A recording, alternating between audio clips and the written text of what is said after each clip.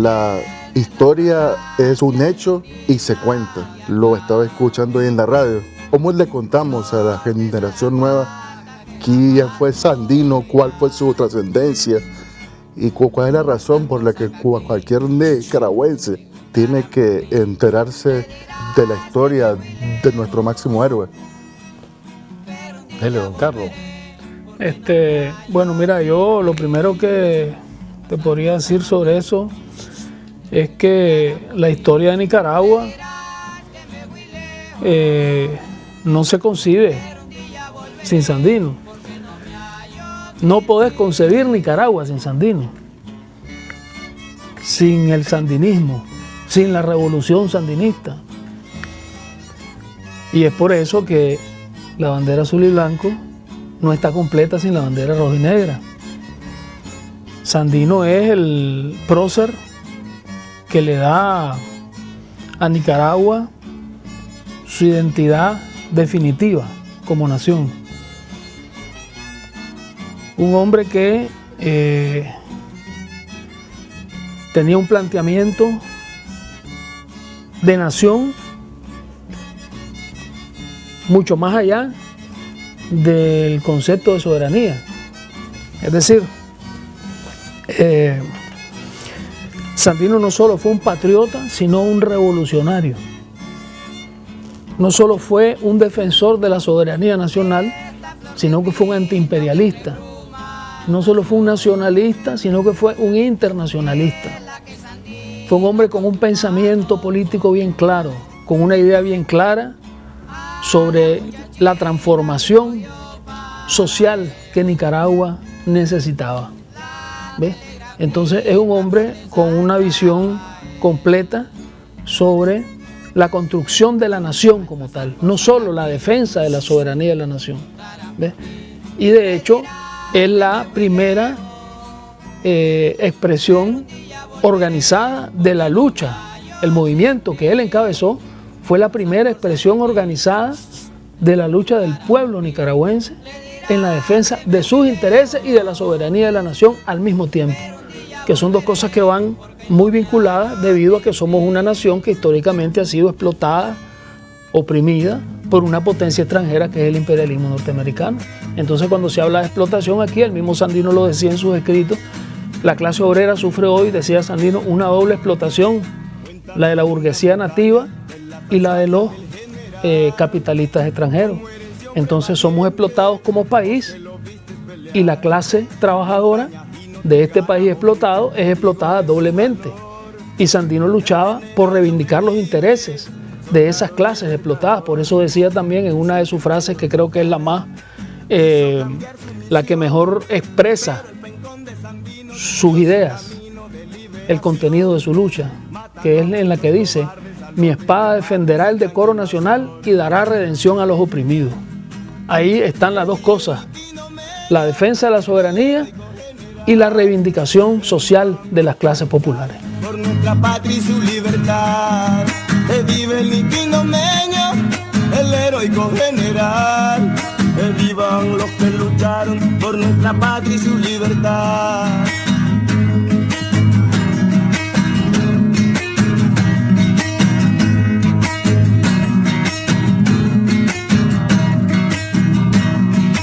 Haz gusto, César Sandino, tu pueblo aún lucha sin desistir. Aún se escucha en tus montañas el tabletear del fusil. Hombres, mujeres y niños luchan hinchidos de buena fe, cual valientes guerrilleros cumpliendo con su deber. El pueblo sigue el ejemplo de tu imborrable labor.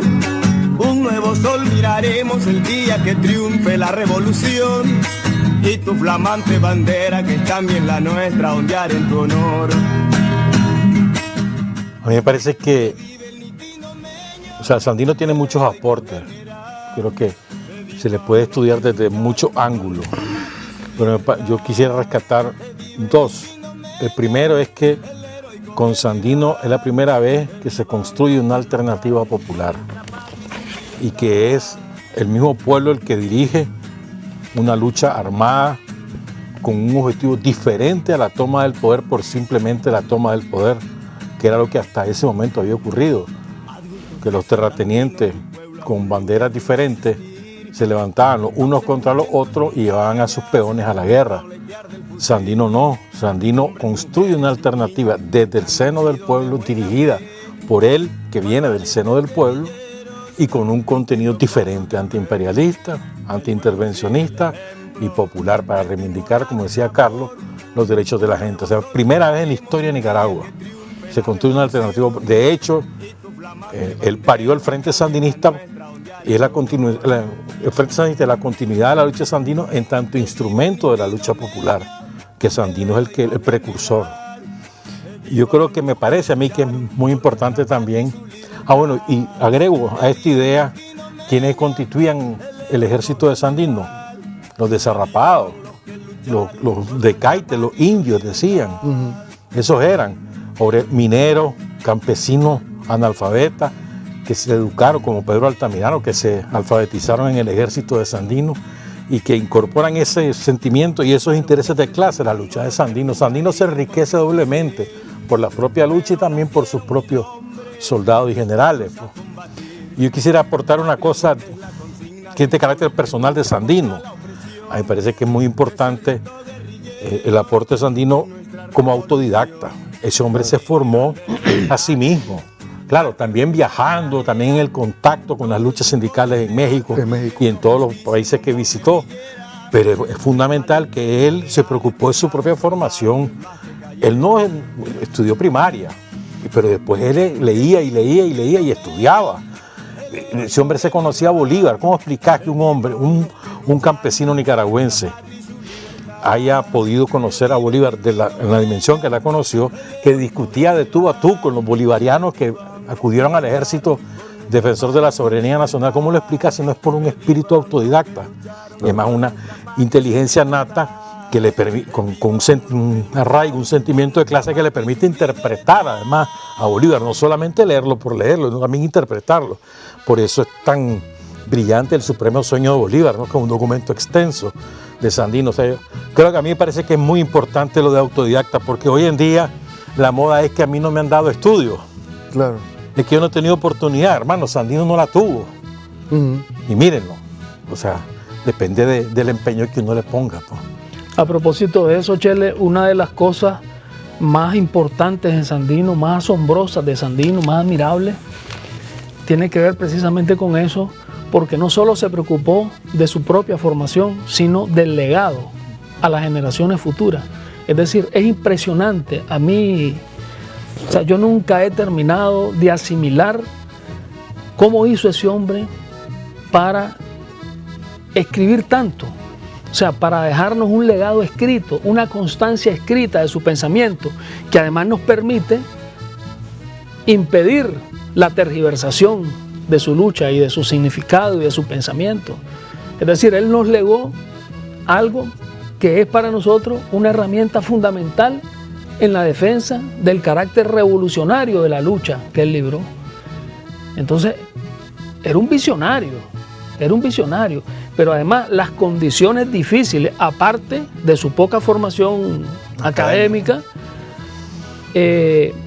las condiciones en las que tuvo él que hacer eso, es decir, en la montaña, en la selva, en medio de esa lucha tan difícil, en aquella época en que era mucho más difícil escribir y divulgar lo que el internet era el telégrafo. Imagínate vos, es decir, entonces esa preocupación, es asombroso ese interés que él tuvo en dejar constancia de su pensamiento, de sus ideas. Pero además, Sandino tiene otros aportes, es un genio militar natural. O sea, ¿cómo te explicás que en esas condiciones que describías vos, con un armamento escuálido, mínimo, ¿verdad?, haya podido derrotar a los gringos en el terreno? O sea, no estamos hablando de que los derrotó políticamente, que eso ya está... De hecho, no, en el terreno. Los derrotaba batalla por batalla, los engañaba, aplicó la guerra de guerrilla. Sandino lo estudió Mao. Al Sandino lo estudiaron los vietnamitas, la guerra de guerrilla que él crea, o mejor dicho... Era un genio militar, claro, sin duda. Pero además, o sea, Sandino no es que se sentó y le inventó, no, las condiciones de la guerra lo obligaron a hacer ese tipo de guerra, sí, que después de la batalla de Ocotal. Ocotal, sí, ¿verdad? Correcto. Y hay otra cosa también, me parece a mí, a veces se nos olvida la bestialidad con la cual atacó Estados Unidos a Nicaragua, pero es bestialidad. El primer bombardeo a una ciudad en la historia del planeta es en Nicaragua, es a Ocotal, después bombardearon Chinandega y la destruyeron. O sea, y además las atrocidades que nos cometieron contra los campesinos, contra todo el mundo, porque ahí era tierra arrasada, no era solamente al soldado sandinista, era a los campesinos, y eso también hicieron los gringos aquí. Campos de concentración armaron, sacaban a la gente de sus ranchos y las concentraban en un sitio. O sea, la experiencia que tiene Hitler contra los judíos, que a propósito se acaba de celebrar el aniversario de la liberación de Auschwitz, pues bueno, eso aquí también lo aplicaron los gringos, mucho antes de que lo hiciera Hitler. Es decir, Sandino se enfrentó a un enemigo temible, terrible y despiadado, y a ese enemigo lo venció, y eso me parece, con solo eso entra la historia, ya no metamos todo lo demás. My name is William Gandol. I am now 77 years old. I was born in New York in the United States of America. I joined the Marine Corps when I was 18 years old and came on the United States ship Ogallala through the Panama Canal to Corinto. Then we started to fight the Sandinistas, which we were told were bandits. And we started to help the conservative forces to try to kill Sandino and his men. We committed many atrocities against the Nicaraguan people. We killed women and children, we killed men, we burned houses, we raped women. I personally took part in rapes of women. One time 19 Marines raped one woman and went on.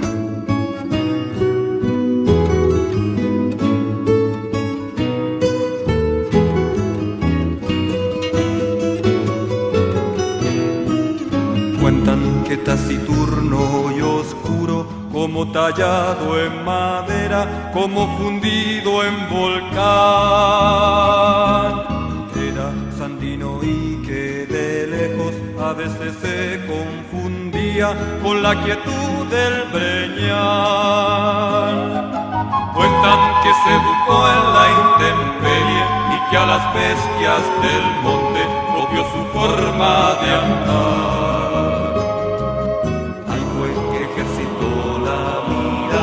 La calma, la ligereza, la agilidad del allá va el general, rayo de luz sobre el trigal. Allá va el general, como una estrella sobre el mar. Fosco como la greda reseca, como una piedra oxidada, huraño como el carbón. Así creció Sandino en la lluvia, templando en la tierra antigua sus dedos de labrador. Supo que aquellas tierras quería con sus dos manos hermosas y aladas del sembrador. Eran un territorio cerrado, la jaula donde dormía Gorriona con su gorra. Allá va el general, rayo de luz sobre el trigal. Allá va el general, como una estrella sobre el mar.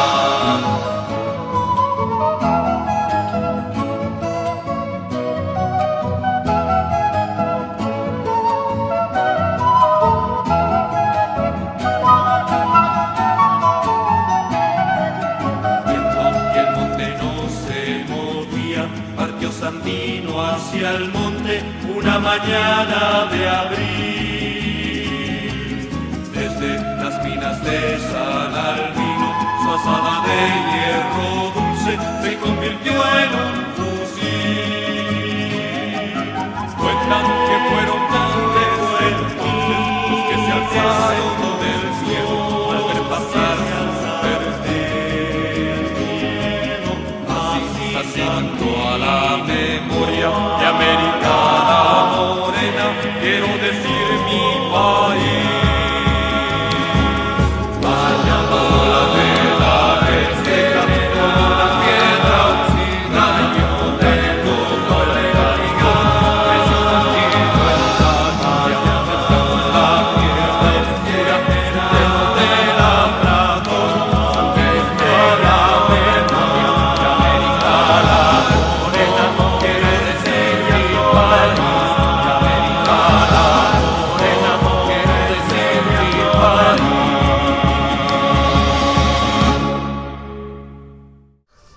Las dos únicas derrotas militares que reconoce el ejército de los Estados Unidos son la de Sandino y la de Vietnam. Me acuerdo que cómo tergiversaron historia. Es muy importante lo que decía Carlos de la documentación escrita o los testimonios que él dejó también. Pues las dos cosas, lo que él escribió y lo que él testimoniaba. Por ejemplo, a José Román o al Vasco. Que las cartas, las el apellido tan extraño que hay, ¿verdad? De la Usteguigoite. Ese mismo. Pero me parece también muy importante, o sea, ese pensamiento que deja escrito Sandino y esos testimonios impiden que el somocismo y el imperialismo no hagan olvidar a Sandino. Además que también la tradición oral. Pero el rescate que logra hacer Gregorio Cercer con el pensamiento vivo de Sandino es sobre la base documental. Y el rescate oral que se hace de generación en generación en el campo y se traslada a las ciudades. Pero eso es lo que impide de que el somocismo vaya a olvidar a Sandino. Lo prohibió mencionarlo durante 20, 25 años, pero logró superar esa censura gracias a ese testimonio. Me parece también muy importante rescatar ese aspecto. Pues en el liberalismo, pues hay alguna gente que dice que es un héroe del liberalismo y que pues el Frente lo secuestró. De la parte pues ideológica, cuánto estuvo él cerca del marxismo y cuánto no, pues o sea, ¿qué nos habla de eso, Carlos? Bueno, mira, yo quisiera compartir algunos escritos de Sandino para que sea el propio Sandino el que responda a propósito de lo que estábamos diciendo, ¿no? Sandino escribió, entre otras cosas, lo siguiente, y tengo aquí la fuente, ¿verdad? Para que no se crea que lo estamos inventando. Tal vez ocuparía mucho tiempo en decir la fuente, pero aquí las tengo, pues, ¿verdad? Esto yo lo he publicado ya, pues, con respecto a este tema que estás planteando. Bueno, lo primero, antes que nada, con respecto a los liberales, Sandino dice: los dirigentes políticos, conservadores y liberales nicaragüenses son una bola de canallas, cobardes y traidores. Pero entre nosotros mismos, los obreros y campesinos, hemos improvisado a nuestros jefes. Moncada nos traicionó en Tipitapa. Y aquí viene la parte filosófica. Allí también quedó sepultado mi liberalismo. Mejor imposible de decirlo, pero no quedó ahí. En una entrevista plantea: no permitiremos, está hablando de su programa político, ¿no? No permitiremos a esos politicastros sinvergüenzas y corrompidos. Vamos a eliminar los partidos liberal y conservador. ¿Qué me decís? Bueno, y con respecto al contenido revolucionario de su lucha, a la reivindicación que él hace de los intereses de las clases populares, tenemos, entre otras cosas, lo siguiente.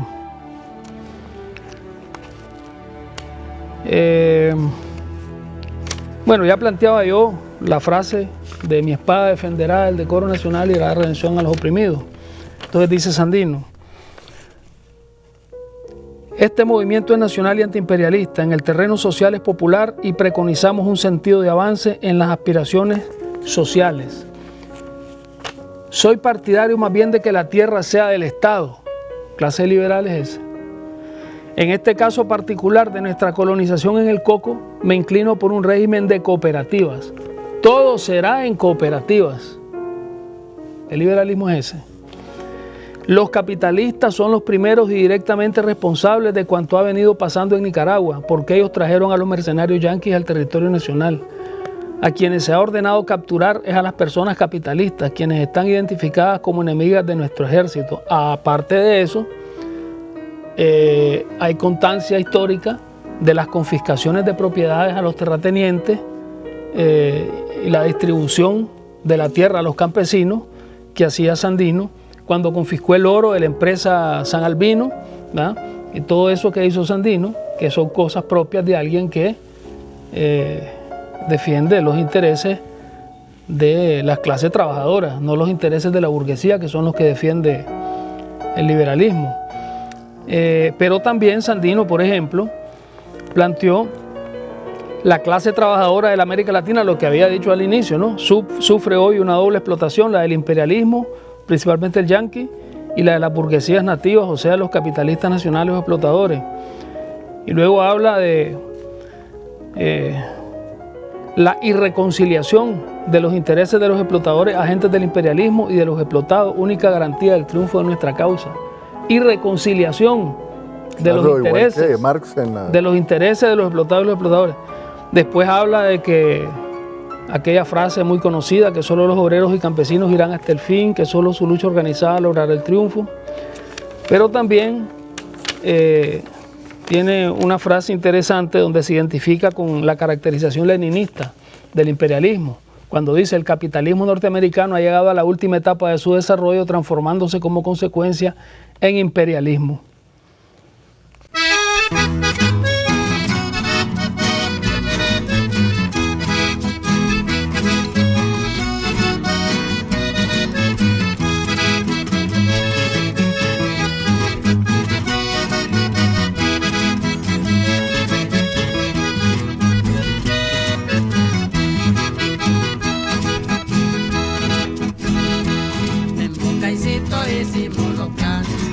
Marchamos rumbo al cimarrón, en Bocaicito hicimos los planes y lo marchamos rumbo al cimarrón. Nos encontramos con los machos y lo derrotó Pedrón.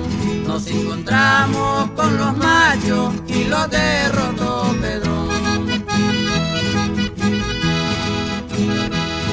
Pedro Irías en segunda, de general es su grado. Pedro Irías en segunda, de general es su grado, sacándole una carrera a Escamilla el afamado, sacándole una carrera a Escamilla el afamado.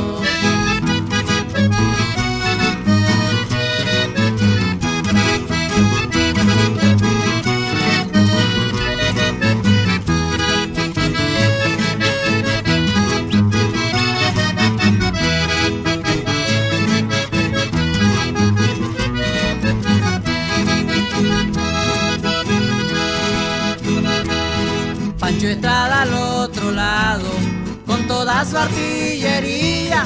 Pancho Estrada al otro lado, con toda su artillería, sacándole otra carrera al cobarde de Escamilla, sacándole otra carrera al cobarde de Escamilla. Decía Sandino andando en Cañada, yo no tengo miedo a los patas socadas. Decía Sandino andando en Cañada, yo no tengo miedo a los patas socadas. Y los pobres yanques en el batallón hedillan a Chancho, también a Ratón. Y los pobres yanques en el batallón hedillan a Chancho, también a Ratón. Y muy cerca le pasa Sandino y sonriendo le dice goodbye. Y muy cerca le pasa Sandino y sonriendo le dice goodbye. Pero es que a mí me parece que es absurdo tratar de encasillar a Sandino en una categoría ideológica, máximo que estamos hablando que Sandino se desarrolla entre 1927 y 1934. O sea, la Revolución de Octubre tiene apenas en 1927 10 años. Aquí tengo otra En la cosa, Chele. Revolución de Espérame. Mayo. Entonces, es absurdo pues estar hablando de que si es marxista, que si no es marxista, que si era liberal, que si no era liberal. Él era, en ese momento, lo más revolucionario que podía haber en Nicaragua, lo más avanzado que podía haber en Nicaragua era Sandino. No existía alguien más avanzado que él, de acuerdo a sus circunstancias históricas. Pero es que Sandino también hace un aporte sustancial que me parece a mí que el Frente Sandinista lo hizo de una manera magistral, como lo logró interpretar. Y creo que Daniel en ese particular es el mayor asimilador de Sandino, y es en el proyecto nacional, porque él no era enemigo de los ricos, ni era enemigo de los gringos, nunca lo fue. Los gringos por sí mismos, era enemigo del imperialismo. El imperialismo, claro. Y era enemigo de la explotación. Claro. Pero él hablaba de un conjunto, de todo mundo cabía en el proyecto, y que todo mundo podía participar. O sea, lo que quiere decir es que Sandino tenía su propia interpretación de la realidad nicaragüense. No tenía un esquema o una receta. Un dogma. No, él tenía su propia interpretación. Seguramente conoció algunos elementos de la teoría marxista. Lo debe haber conocido tal vez cuando estuvo en Veracruz, sobre todo con... No, y con Farabundo también. Claro. Y los comunistas que Pero estuvieron con antes, él pues, en su fila. creo que tal vez en Veracruz, Ellos tuvieron en mucha contacto influencia. con los sindicatos anarquistas, tal vez ahí empezó a conocer el marxismo, ¿verdad? Pero no, él no tenía una interpretación dogmática, ni hablaba de que las cosas deben ser de esta manera porque así lo dice Marx, así lo dice Lenin, así se hizo en Moscú. No, él tenía una interpretación nacional. Y otra cosa, me parece que en esto del liberalismo, recordemos que el liberalismo con Zelaya y Celedón son los más avanzados en Nicaragua en ese momento. Quien castra Por eso Sandino, era liberal. al inicio, Ujú. está dentro del ejército liberal, pues. Y no del conservador. Y a los liberales, a la doctrina liberal, la esencia de lo que fue en Nicaragua, a finales del siglo XIX y principios del XX, lo castra Estados Unidos cuando impone la renuncia de Zelaya Y cuando y después asesina a Celedón. Pero además prohíbe al celaísmo. Sí, sí. Lo prohíbe taxativamente, Sí. o sea, constitucionalmente, impone eso en la Constitución de Nicaragua, que era prohibido. Y, por ejemplo, Sacasa es uno de los que se va a implorar a Washington, perdónennos, yo quiero ser presidente, déjenme participar, pero ya sin el contenido antiimperialista. Quien castra de su sentido ideológico al liberalismo es Estados Unidos. Y eso se demuestra con la tradición de Moncada y luego con la tradición del mismo Sacasa, porque Sacasa para mí también fue un traidor, pues. Sí. Pero en fin, lo que quiero decir es que Sandino recuperaba el liberalismo de Zelaya. Aquí en Nicaragua no tenemos a nadie que recupere ese liberalismo, porque sería, entre otras cosas, enemistarse con la jerarquía católica, ¿verdad? Sí. ¿Verdad? O el Estado laico lo impone aquí Zelaya. Quien confisca la iglesia es Zelaya. O sea, pero además hace muchas otras cosas, pues buenas y malas, pues de todo, como todo gobernante, pues. Pero el liberalismo en su esencia, recordemos, Estados Unidos se lo confiscó. Y los que están ahora, que se proclaman liberales, son simplemente imperialistas, proimperialistas. Lo que pasa es que bueno, el liberalismo fue revolucionario en su momento, pues. Empezando con la Revolución Ahora, Francesa. fijémonos sí también en lo siguiente. ¿De qué signo político eran los gobiernos que estaban cuando Sandino combatía a los gringos apoyados por esos gobiernos? Eran liberales. Moncada primero y Sacasa después. Pero cuando ¿quién empieza lo la guerra mata? nacional es contra la chamorra, ¿Quién lo ¿verdad? mata? ¿Y quién mata a Sandino? ¿Quién organiza el asesinato de Sandino? Un liberal, Anastasio Lo Somoza. ejecuta, ¿Ah? lo ejecuta. Por órdenes de los gringos, Y lógicamente. alentado por los Por conservadores, acordate.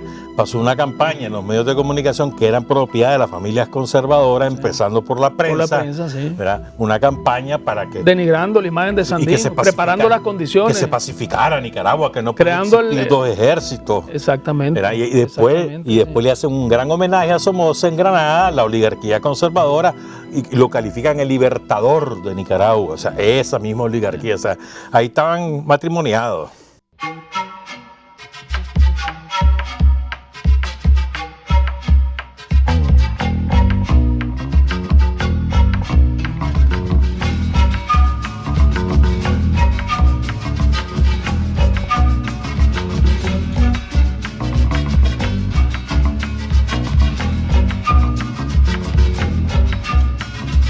Ahora que es de día, la libertad impera.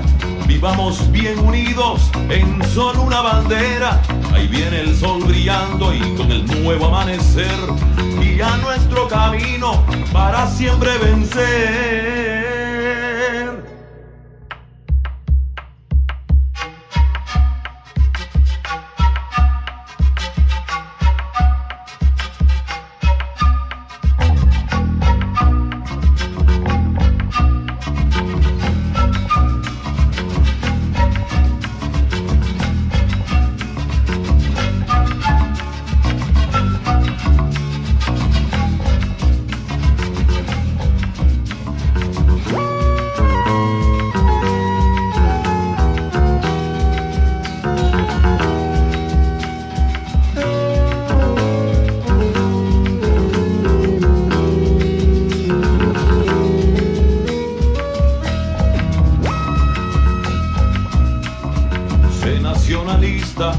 Patria y libertad, Sandino ya lo dijo, general de Niquinomo y de los hombres libres que luchan por su nación para obtener la paz y la liberación.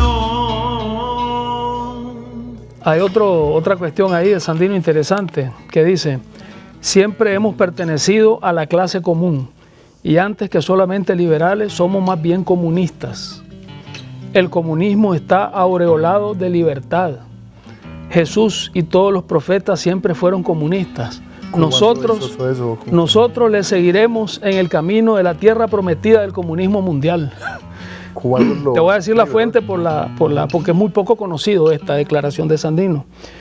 Esto está tomado de las obras de Sandino, editadas por Sergio Ramírez Mercado, que no tiene ningún interés en demostrar que Sandino era comunista. En el tomo 2, página 174 de la edición de 1985, El Pensamiento Vivo. Repito, tomo 2, página 174 para los curiosos.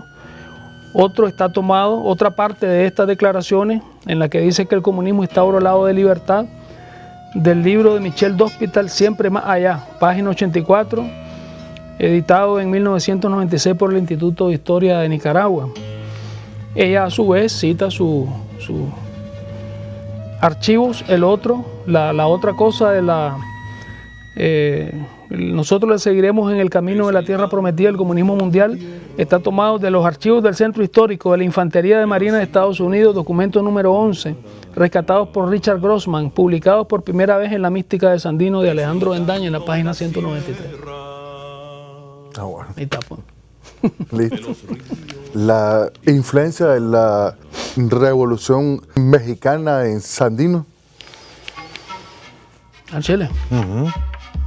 Acuérdate que él llega a Veracruz en momentos de efervescencia y además en Veracruz hay un gobierno muy progresista, de carácter socialista diría yo, que fue derrocado por las fuerzas dominantes de Veracruz, pero además en ese momento hay una gran efervescencia en la Revolución Mexicana de qué rumbo se va a tomar, el enfrentamiento con los gringos por las reservas de petróleo, la Huasteca Company, etcétera, etcétera. Es decir, es un momento en el que llega Sandino donde hay mucha discusión, mucha acción política, huelgas por todos lados, acciones callejeras por todos lados. Entonces, en ese momento es que Sandino llega a México y absorbe toda esa experiencia y hace relaciones importantes también. Después lo engañan y lo traiciona a Portes, ¿verdad? Cuando llega a México prácticamente lo secuestra, lo deja ahí arrinconado un par de años, pero en la formación de él, más que formación de influencia de la Revolución Mexicana, es de la lucha sindical y social que había en Veracruz, que lo influencian a él, la manera como se organizan, la manera como dirigen sus luchas y la manera como se enfrentan a los ricos de la época, ¿no? Sí, Sandino tuvo varias influencias en su formación. El liberalismo social, lo más avanzado pues del liberalismo en esa época. Luego está la Revolución Mexicana con su estadía en México, como decía el Chele, donde él fue sindicalizado y ahí pues se nutrió de las luchas obreras y toda una serie de cuestiones pues relacionadas. Yucatán y Veracruz. Ajá. Y la influencia marxista a través de los comunistas que se solidarizaron con su lucha, que participaron en su ejército. Farabundo Martí, que fue secretario de él, coronel del ejército defensor, y la influencia pues del movimiento Solidaridad Internacional, que era la Internacional Comunista. La solidaridad con Sandino fue organizada por la Internacional Comunista. Que después rompe, acordate. Que después se da un cambio de estrategia, porque la Internacional Comunista tiene una estrategia que es la del Frente Único Antiimperialista, y luego cambia a la estrategia de guerra de clase contra clase. Cuando hace ese cambio de estrategia, se adopta política sectaria. Entonces los comunistas mexicanos, que son los que mandan aquí en el comunismo latinoamericano en esa época, le orientan a Farabundo romper con Sandino, y a los comunistas que estaban con él entonces se van. Y luego los soviéticos reprochan a los mexicanos por la torpeza con la que están manejando la relación con Sandino. Cuando ya era muy tarde. Cuando era muy tarde. Cuando ellos habían interpretado de esa manera lo de la Internacional, el cambio de estrategia, pero también eso tiene que ver con que el mismo sectarismo y una mezquindad infinita llevó a los comunistas mexicanos a querer obligar a Sandino a hacer declaraciones contra el gobierno de Portes Gil, al que él llegaba a pedir ayuda, ¿me entendés? Él no podía meterse en los problemas internos de ellos ahí. Entonces, como él no lo hizo, ellos quedaron pues muy molestos con Sandino. Pero fíjate que Sandino da unas declaraciones interesantes cuando le hace una entrevista acerca de su separación con Farabundo Martí, y dice lo siguiente: Farabundo insistía en transformar mi lucha en una lucha por el socialismo. Yo estaba de acuerdo con todas sus ideas. Fíjate qué importante eso, ¿no? Yo estaba de acuerdo con todas sus ideas, pero le explicaba que por el momento no era eso lo que cabía, y que mi lucha debía seguir siendo nacionalista y antiimperialista, que lo primero era defender al pueblo nicaragüense de la garra imperialista, echando de nuestro suelo a esos perros y a las compañías yanquis, y que el siguiente paso era organizar a los obreros. Pero nunca tuve, fíjate bien, esto es fundamental, pero nunca tuve ninguna disputa ideológica con él. ¿Ya? Esto está tomado de la misma fuente, de la página 366, el pensamiento vivo de Sandino, y la última parte, lo de que nunca tuvo ninguna disputa ideológica, de Maldito País, de José Román, en la página 137.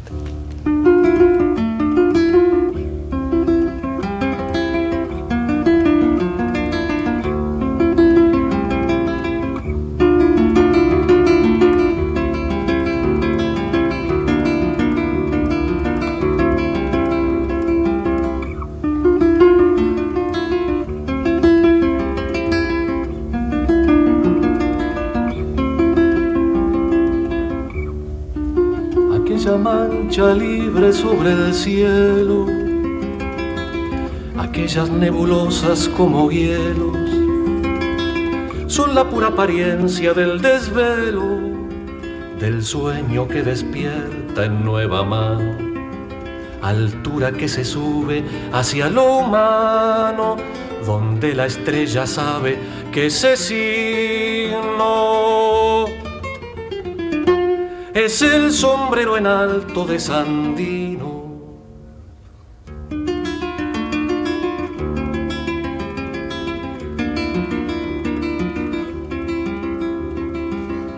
Debajo del sombrero están dos alas, por un pueblo de pájaros guardadas. Si hay riesgo da el zanate campanadas, llamando a amaneceres que nos tienten. No sabe el corazón que de repente no es el todo cambió, nada es lo mismo. Es el sombrero en alto de Sandino.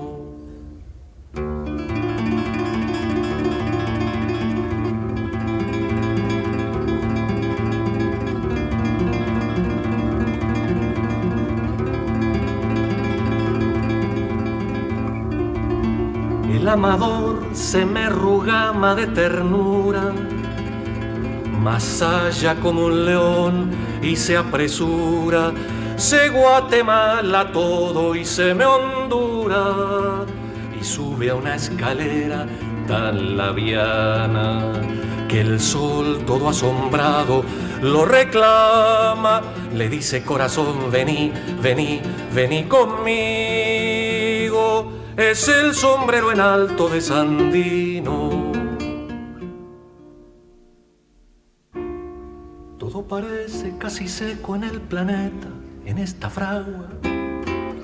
Y sin embargo, Managua, Managua, Managua en Nicaragua. La vergüenza se quita las enaguas y se desnuda toda, toda, toda revelada. Diriamba que anda enamorada de ese volcán humano tierno como un niño. Es el sombrero en alto de Sandino. Nicaragua ha sido esta vez invadida por su rotunda gana de ser pueblo. Es nuestro americano el compañero, es nuestra la cabeza y la idea y el sombrero. Son nuestras las fronteras, los aceros, con que hemos de cortar tantos entuertos. Decirle más verdades a lo cierto, decirle más y más y más verdades a lo cierto. Que el amador se nos rugama de tan vivo, que el amador se nos rugama de tan vivo. Es el sombrero en alto de Sandino, es el sombrero en alto de Sandino, es el sombrero en alto de Sandino. ¡Viva el ejército defensor de la soberanía nacional! ¡Viva!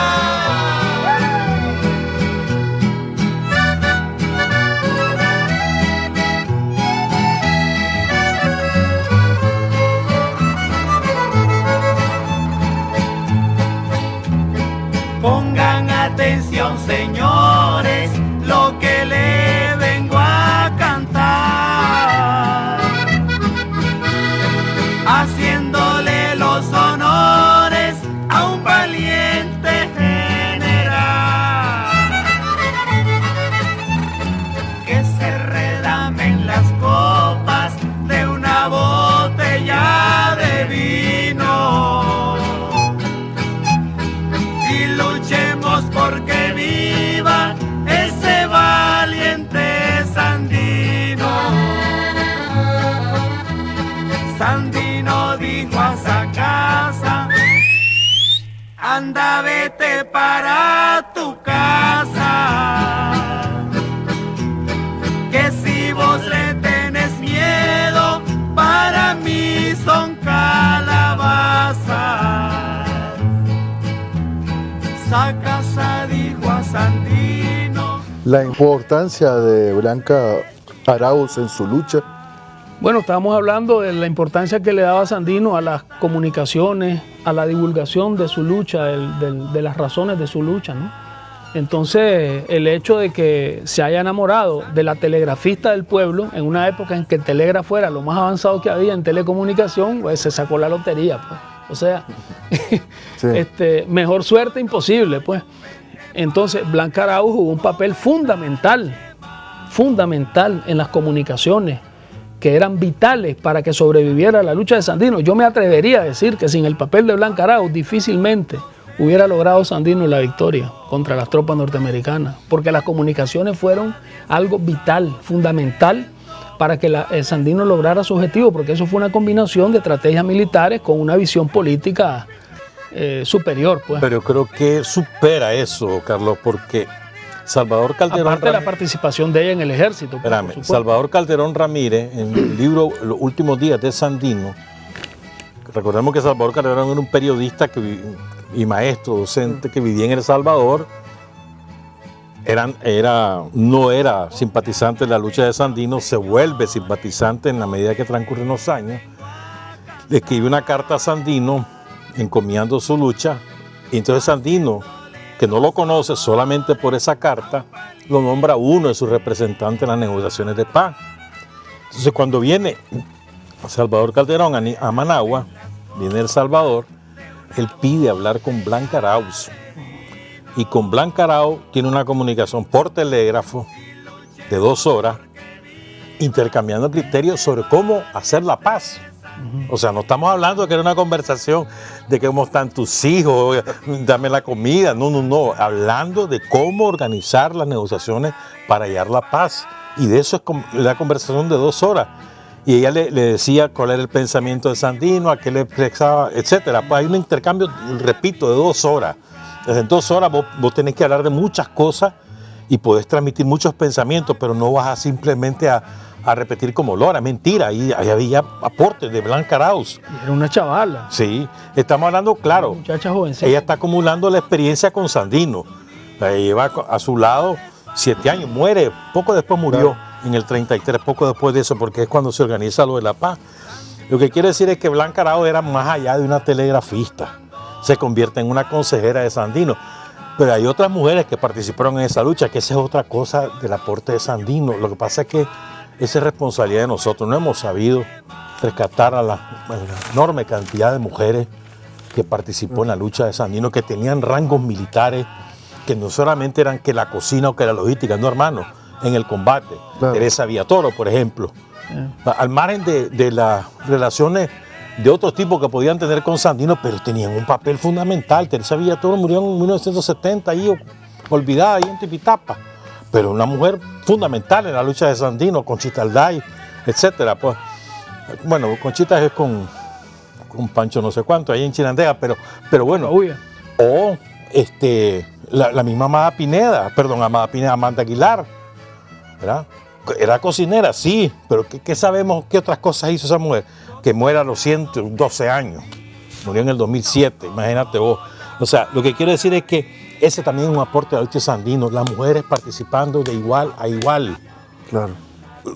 Culpa de nosotros, responsabilidad de nosotros no haberla sabido rescatar a todas ellas y haberla proyectado. Yo recuerdo, lo narra en Maldito País, Román, el caso de aquella enfermera, ¿verdad? Que curó, o sea, era una mujer de más o menos recursos, pero se pasa a la fila de Sandino a raíz de que le matan a su familia y ella misma, su primera aspiración era matar un marino y lo hace. En el primer combate agarra un fusil y mata a un marino y se siente orgullosa. Pero como ella, hay montones de casos de las mujeres que lucharon con Sandino, entonces me parece a mí que ese es otro aporte, una vez más, de la lucha de Sandino. Sobre la religiosidad o el misticismo de Sandino, que es todo un caso, ¿no? Realmente no era pues un católico. ¿Cuál es el verdadero pensamiento espiritual de nuestro máximo héroe? Bueno, esa es una de las facetas más interesantes y a la vez polémicas de Sandino. Sandino tenía unas convicciones en términos espirituales muy profundas, muy originales además. Particulares. Sandino no se identificaba, digamos, con la tradición religiosa que conocemos, pues, predominante, ¿no? Pero respetaba profundamente la espiritualidad, la religiosidad en tanto expresión de espiritualidad. Es decir, no confrontaba su espiritualidad, sino que buscaba siempre las cosas que unían las diferentes formas de vivir la espiritualidad en busca del amor, que es, digamos, o sea, él planteaba, nuestra causa triunfará porque es la causa de la justicia, porque es la causa del amor, ¿verdad? En el documento Luz y Verdad, él se refiere a la trascendencia, al sentimiento de la fuerza que nos trasciende, que unos llaman Dios, dice él, unos llaman Dios, y que para él es el amor. Entonces él tenía pues unas concepciones, digamos, aparte de eso pues tenía una serie de creencias que eran pues, digamos, estaban de alguna manera vinculadas con eso, pero lo importante en esto es la gran fuerza de la espiritualidad de Sandino, independientemente de las particularidades que tenía, la forma en que él vivía esa espiritualidad. Lo importante es la gran fuerza que tenía la espiritualidad de Sandino y que sin duda alguna jugó un gran papel en la capacidad que él tuvo para resistir las condiciones tan adversas en las que tuvo que luchar, resistir la embestida pues, del imperialismo norteamericano. Yo creo que lo ocupó también como una especie de acicate para mantener la cohesión de la fila. Recordemos que la inmensa mayoría de su ejército, que llegó a tener en determinado momento 6.000 hombres, la inmensa mayoría eran analfabetas o con apenas estudios, apenas leídos, pues, ¿verdad? Ahí nace la mística sandinista. Y eso es un recurso que le ayuda a él, ¿verdad?, a mantener la cohesión, la confianza en la victoria. ¿Cómo podés explicar vos que un ejército de descalzo tuviera confianza en que iban a ganarle a los gringos? ¿Cómo lo puedes explicar? O sea, tenían una confianza ciega en Sandino, sí, pero además a través de él, tenían confianza ciega en la victoria, estaban convencidos que iban a vencer a los gringos. Pedro Altamirano, hasta los mismos que fueron cayendo en el camino, pues, como Miguel Ángel Ortez. O sea, todos ellos tenían una enorme confianza en el triunfo sobre los gringos. Además, tenían una certeza que su causa era justa. O sea, no era que luchaban por luchar detrás de un caudillo, no, tenían certeza ideológica, con una convicción política de que la cosa era así. Sandino creo que logra eso, entre otras cosas, bueno, primero con su ejemplo, ¿no? Eso es fundamental. Y luego creo que también le ayuda muchísimo esa concepción diferente de la espiritualidad que él personifica, pues, que es como dice Carlos, o sea, esa sustitución que le hace Dios por amor le ayuda también mucho, pues, en poder lograr la cohesión de esa fila. ¿Vos te imaginas lo difícil que era eso? Hambre, sin municiones muchas veces, en condiciones, aquella lluvia intensa todo el tiempo, en la selva, los zancudos, en la malaria, la no sé qué, y en esas condiciones mantener a esos soldados unidos, ¿verdad?, alrededor de esa idea de vamos a vencer a los machos, vamos a sacar a los machos. ¿Cómo lo explica? Por esa espiritualidad y por el ejemplo de Sandino. Yo creo que ambas cosas son fundamentales. Actualmente, ¿cómo se siente usted? Pues yo me siento, mi patriotismo no ha decaído. Mi patriotismo no ha decaído. Siempre me siento lo mismo. Porque en realidad no ha menguado, porque en realidad yo no quería la intervención yanqui. Fui enemigo de la intervención y si allí me toca morir, pues no me importa. Hay una cosa, Marcio, que yo creo, Chele, que es importante mencionarla cuando hablamos de Sandino, y es que desde la propia izquierda se han dado muchas versiones, yo diría arrogantes intelectualmente, que tergiversan el significado que tiene Sandino. Por ejemplo, hay un planteamiento de que Sandino no tenía programa. ¿Ah? Basta con lo que les leí ahorita para estar claro de que eso es absurdo. Totalmente absurdo, ¿verdad? Hay otro planteamiento de que no entendía que la intervención continuaba. Es decir, que él fue ingenuo al firmar la paz, ¿verdad? Y que él creía que ya su lucha había logrado el triunfo, pues digamos, ¿no? Lo cual es también absoluto, y esto lo dice incluso Gregorio Seltzer, ¿verdad? Claro. O sea, un hombre con muy buena voluntad, con muy buena intención, ¿verdad? Y nosotros vemos, por ejemplo, aquí, yo les quería compartir esto donde Sandino dice lo siguiente, fíjense bien, con solo leer esto estamos claros hasta qué punto Sandino estaba consciente de la situación, y si firmó la paz fue por la necesidad política, precisamente porque era un visionario y no quería quedar aislado. La situación política del momento, nacional e internacional, no le permitía continuar la lucha por las armas. La misma lucha, él la iba a continuar por la vía política, una vez que se había dado el acontecimiento altamente significativo de haber derrotado a las tropas norteamericanas, ¿me entendés? Pero Sandino escribió algo interesante que está también en el pensamiento vivo de Sandino. Todo está en el tomo 2, páginas 328, 336, 330 y 331, donde dice: La paz se firmó para evitar el regreso de la intervención armada que estaba detrás de la puerta, esperando regresar antes de un año porque se imaginaron que continuaríamos la guerra. No salgo del norte para estar pendiente de todos los momentos en que se presenta la oportunidad de restaurar también nuestra independencia política y económica. Los componentes de la parte militar del país que operaron aliados con los invasores continúan siendo nuestros enemigos. La Guardia Nacional es enemiga del gobierno y de nosotros, porque es una institución contraria a las leyes y la Constitución de la República. Ha sido creada por indicaciones de la intervención norteamericana. Desaparecida, aunque en apariencia, la intervención armada en Nicaragua, dice Sandino, los ánimos se enfriaban porque la intervención política y económica el pueblo la sufre, no la mira y lo peor, no la cree. Todo eso escribió Sandino. Y esa situación nos colocaba en situaciones difíciles. Mientras tanto el gobierno se preparaba, pues ya comienza él a hablar de la situación política adversa a la que se tenían que enfrentar y que impedía continuar con la lucha armada, pues, ¿verdad? Y habla del cambio de gobierno en Honduras, que utilizaban ellos como retaguardia, toda una serie de cosas más. Por otro lado, también está el hecho de que está ascendiendo Hitler al poder, precisamente en gran parte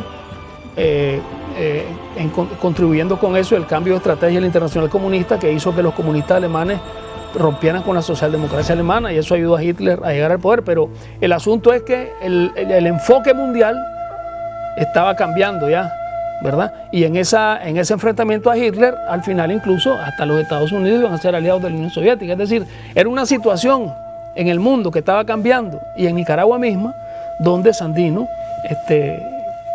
estaba claro de que su estrategia pasaba por los acuerdos de paz, en los cuales él siempre buscó alcanzar el mayor espacio de poder posible, porque otra de las cosas que se plantean a veces, pues desde ciertas posiciones de izquierda, es que Sandino no quería el poder. Pero Sandino escribió lo siguiente: para todo tiene Sandino algo. Nuestro ejército se prepara para tomar las riendas de nuestro poder nacional. El objetivo fundamental de mi segundo viaje a esta capital fue el de corresponder a las aspiraciones de muchas agrupaciones deseosas de organizarse en un nuevo partido. Sandino sí quería el poder. Además, estaba planteando también que se le asignaran varios departamentos del norte del país y que su ejército se mantuviera armado. Y todo eso fue utilizado como pretexto, como estaba diciendo vos hace rato, por Somoza para justificar el asesinato de Sandino. Pues. Pero también es cierto, Carlos, estoy de acuerdo con todo lo que has planteado, pero también es cierto que Sandino confió demasiado en Sacasa. Sandino creía en Sacasa. Él estaba trabajando una alianza con Sacasa, contra Somoza. Sí, pero él creía en Sacasa. Era una política de alianza que Sandino, él creía en la honestidad de Sacasa. Pero por eso sí, en la honestidad, en la buena voluntad de Sacasa. O sea, y creo que ahí es donde Sandino, claro, es fácil juzgar lo que pasó hace 80 años, pero lo que quiero decir es que Pedro Altamirano tenía una intuición natural, acordate, y Pedro estaba en contra de que viniera era la tercera visita, que estaba en contra, porque percibía que lo iban a matar, porque las condiciones las venían preparadas, y eso se percibía. Acordate que cuando viene esa tercera vez Sandino, ya le han matado bastante gente en los campamentos, han avanzado sobre las cooperativas, le han quemado rancho a los campesinos, y eso es lo que tiene afligidos a todos, porque se sienten acorralados y sienten que se los van a acabar. Entonces, Sandino confía que Sacasa es su garantía de que no va a permitir que Somoza lo mate. Sí, ahí se pasó de confiado, lógicamente, pues, pero fue una cuestión circunstancial, pues. Lo que quiero decir es que... Pero él está claro. Quiero llegar a esta conclusión. Él está claro de que su lucha continúa y que el triunfo... Espérate, quiero llegar a esta conclusión. Nunca hay que confiarse del enemigo de clase. Claro. Nunca. Claro. ¿Verdad? Es decir, yo creo que eso sí lo hemos aprendido, y Daniel es el mejor en eso, hermano. Claro. O sea, esa lección de Sandino la tenemos muy aprendida. Claro. No solamente nunca hay que confiarse, sino que ninguna concesión puede ser gratuita, nunca, porque el enemigo siempre va a ir sobre tus huesos. Se va a disfrazar de cualquier manera, pero va sobre tus huesos.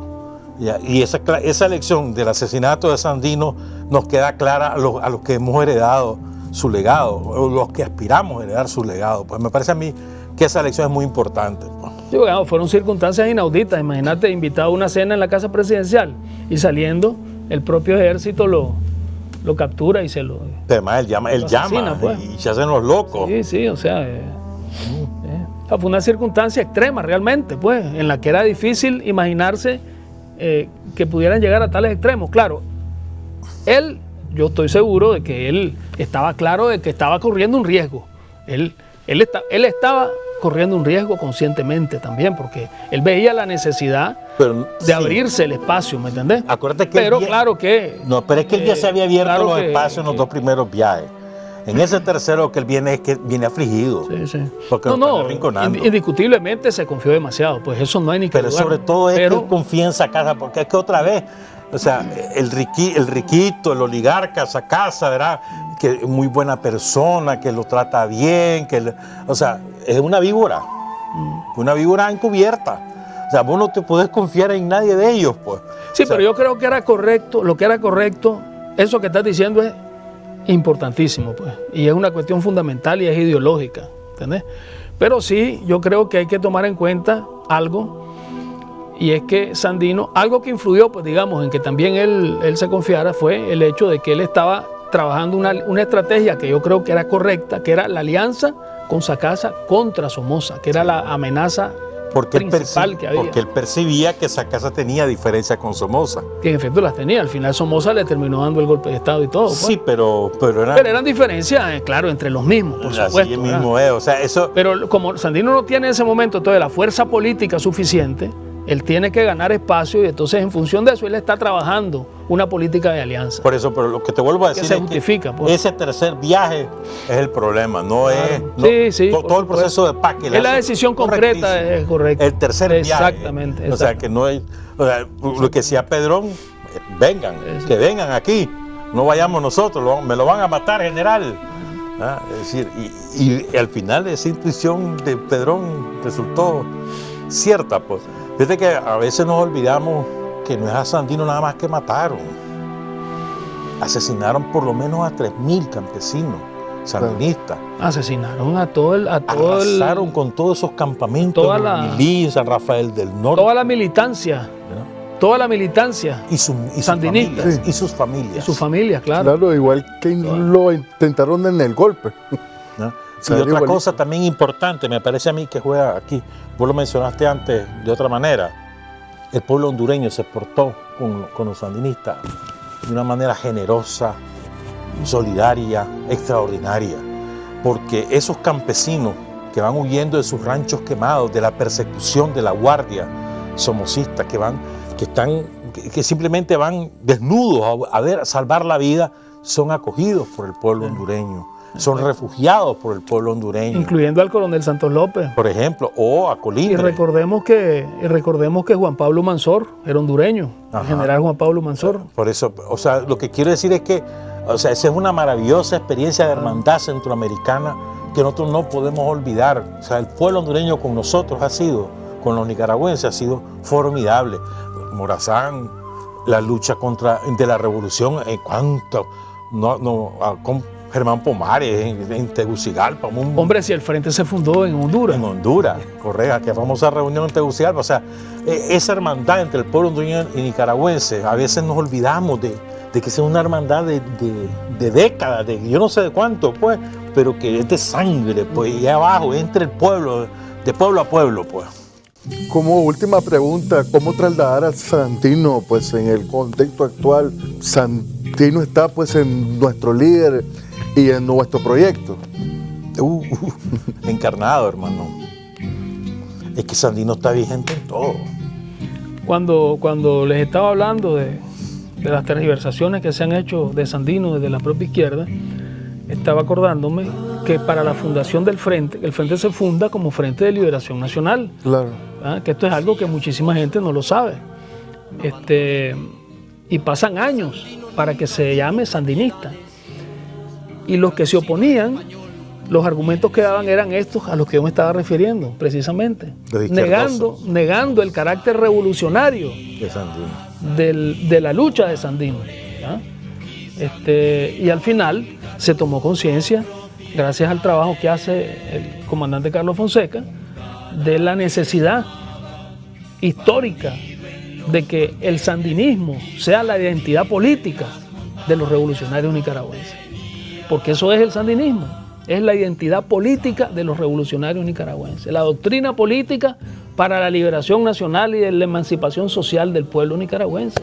Pero ¿sabes qué? Yo creo que también es muy importante rescatar a Carlos Fonseca como no solamente el continuador de Sandino a la hora de fundar el Frente Sandinista y recuperar su nombre, sino también a la hora de interpretar la historia de Nicaragua y rescatar a Sandino desde un punto de vista revolucionario, no desde el punto de vista simplemente, bueno, Sandino fue un luchador que luchó contra el gobierno. No.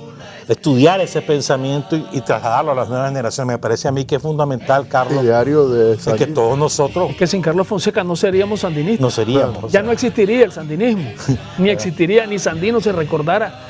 Desde el punto de vista revolucionario sería una efeméride, un patriota, una referencia pues, histórica vaga. Pero es que él es el que lo desmenuza, nos lo entrega, nos lo digiere en términos políticos, revolucionarios, y nos dice, mirá lo que era Sandino, mirá qué bonito todo lo que hizo, mirá qué clase de luchador que era, qué consecuente que era, y nos lo cuenta, pues, que me parece muy importante. O sea, vos no podés entender a Sandino sin Carlos Fonseca también. Claro. Pero yo. Claro. Y vos no podés entender a Carlos Fonseca sin Daniel. Es que el sandinismo, como doctrina política, es creación de Carlos Fonseca. Pero, y yo creo que Daniel es el ejecutor de todas esas cosas que nosotros estábamos pensando. La herencia programática de Sandino que redacta Carlos junto con Julio Buitrago y otros compañeros de la época, que ha sido el programa histórico del Frente. Vos repasás eso y lo ves en la acción de gobierno, porque las cosas se hacen desde el gobierno. Y el ejecutor de todas esas cosas ha sido Daniel, que la ha llevado más allá incluso. Pues. Exactamente. O sea, hay otra cosa, mira. Compañero de lucha de Carlos Fonseca y ejecutor, quien llevó a la práctica ese programa de reivindicación. No se puede decir que yo soy sandinista y al mismo tiempo estoy con los gringos. No existe. Claro. Eso es es un absurdo, es que es una aberración. Es un contrasentido. Si sos sandinista, sos antiimperialista. Si sos antiimperialista, no existe ningún trato con los Estados Unidos que interfiera con la soberanía y la capacidad de autodeterminación del pueblo de Nicaragua. Cualquier cosa que contradiga eso no es sandinismo. Sandinismo es la esencia del nacionalismo, la esencia del patriotismo, la esencia del antiintervencionismo y del antiimperialismo. No se puede ser sandinista si sos pro-yanqui. Claro. Bueno, a propósito de Carlos Fonseca, pues él ya se refería al fenómeno, se anticipaba, pues, cuando hablaba de Nota sobre la montaña. Del peligro, pues, que se cernía, de que el enemigo tratara de penetrar la organización a través de personas que se presentaran como grupos de sandinistas democráticos, entre comillas, pues, ¿verdad? Entonces, pues, eso, todas las revoluciones han tenido traidores. Claro. Y como dice el dicho, que los dichos populares son lo más sabio que hay. No hay peor cuña que la del mismo palo. Esta gente comenzó con un planteamiento de claudicar ante el capitalismo y conformarse con modernizarnos, con reformas ahí que sacaran un poco de la pobreza a la gente, pero sin aspirar a una transformación revolucionaria, es decir, el planteamiento socialdemócrata, reformista. Acuérdate que comenzaron así. Comenzaron así. En ese tiempo, en la lucha de los transportistas, del 6%, con toda la lucha popular que hubo en esa época, yo recuerdo algunos de estos personajes que iban de agrupación en agrupación diciéndole que había que buscar cómo arreglarse con el gobierno, que había que construir la democracia. El gobierno. ¿Te acordás? Y ahora son ultraderecha. Claro. Ahora son ultraderecha. Pero es que además, ¿qué clase de sandinista no solamente va pues a besarle X partes del cuerpo a los gringos, sino que además de eso queman la bandera rojinegra? Sí. ¿Qué sandinista quema la bandera rojinegra? ¿Qué sandinista profana los monumentos de los héroes y mártires? ¿Qué sandinista hace eso? ¿Qué sandinista renuncia a su bandera rojinegra? Y a sus consignas, ¿no? Ahora dicen para libre, para vivir. Entonces, pues, ser sandinista implica ser revolucionario, ser antiimperialista. Pues ya el Chele lo explicaba. Es importante conocer el contenido revolucionario del pensamiento de Sandino. No conformarnos con que ya sabemos que Sandino fue el héroe patriota que se enfrentó a las tropas norteamericanas y las expulsó del territorio nacional. Hay que estar conscientes de que Sandino era un revolucionario por encima de todo. Por encima de todo, un revolucionario. El primero que fue capaz de articular a las clases populares en la defensa de sus intereses. Y de convertirse en alternativa de poder, además. Convertirse en alternativa de poder, por supuesto, ¿verdad? Entonces, Sandino es el que marca un antes y un después, el más importante, más que la independencia, en la historia de Nicaragua, ¿verdad? Y luego el triunfo de la revolución, ¿verdad? Son los dos momentos cumbres. El surgimiento del sandinismo como alternativa revolucionaria, que comienza con Sandino y tiene su culminación con el rescate que hace de Sandino Carlos Fonseca, y el triunfo de la revolución, donde tenemos ya pues comienza con Sandino, ya el liderazgo del comandante Daniel Ortega poniendo en práctica, que es a quien le corresponde ya poner en práctica lo que Sandino plantea y que rescata a Carlos Fonseca y convierte en programa de transformación ya digamos con aportes mayores de lo que es la teoría revolucionaria a nivel mundial, ¿verdad? Pero sabes que, sin embargo, es cierto que Sandino es el precursor de todo esto, pero no puedes explicar a Sandino sin Celedón. El Celedón mismo tiene que además impacta a Sandino. Una gran influencia sobre Sandino. Él se ocupa de saber quién era Celedón. El martirio de Celedón marca a Sandino. Así es. Lo marca emocionalmente. Y hay un aspecto que no hemos tocado. Cuando lo matan. Sí, sí. Que no hemos tocado, pero bueno, hubiera sido interesante. Además, Celedón es un hombre que también tenía ideas muy avanzadas. Todas sus cartas era un liberal auténtico, además, de verdad, un liberal de verdad. Y tenía un pensamiento político bien elaborado. Ahora, no se sabe hasta una dónde cosa hubiera llegado. A mí me parece que Sandino también tiene otra característica que es importante, y es cómo marca a Sandino la propia vivencia en su origen de clase. O sea, la miseria, la pobreza, lo que él vive, no lo que él le cuenta, lo que él vive como protagonista. Esa vivencia, lo que vive su madre, el andar de pueblo en pueblo vendiendo cosas, eso lo marca y le hace ver la vida desde los pobres, desde los oprimidos, desde los más pobres entre los pobres, porque él lo fue. Esto me parece muy importante porque marca sus intereses. Yo creo que para estudiar a Sandino, los que nunca han estudiado a Sandino, los que solo han oído hablar de Sandino, yo les recomiendo, les hago una recomendación. Lean primero La obra cero de Carlos Fonseca. Y después váyanse a Sandino, porque ahí tenés la recopilación histórica desde una interpretación marxista, revolucionaria, que hace Carlos, que es una maravilla, ese libro es una maravilla. Desde ahí ha sido interpretación de todos los eventos más importantes de la historia de Nicaragua. Entra Sandino, por supuesto, culmina con Sandino.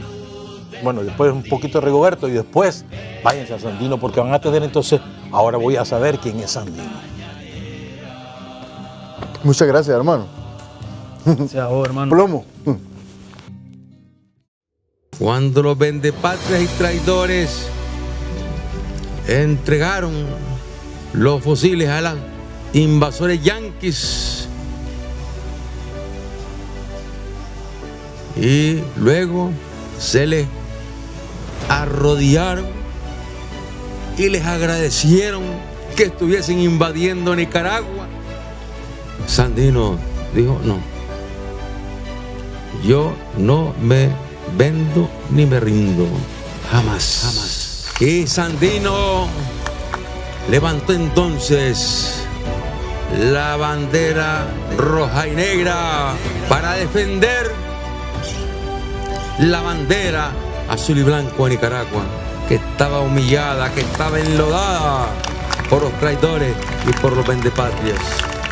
Y le decimos a Carlos, y le decimos a Adrián Gen, y le decimos a José Dolores Estrada y a Andrés Castro, y le decimos a Celedón y le decimos a Sandino: aquí están tus hijos, Padre Divino, para defender la paz con firmeza, con dignidad, sin vendernos y sin rendirnos jamás.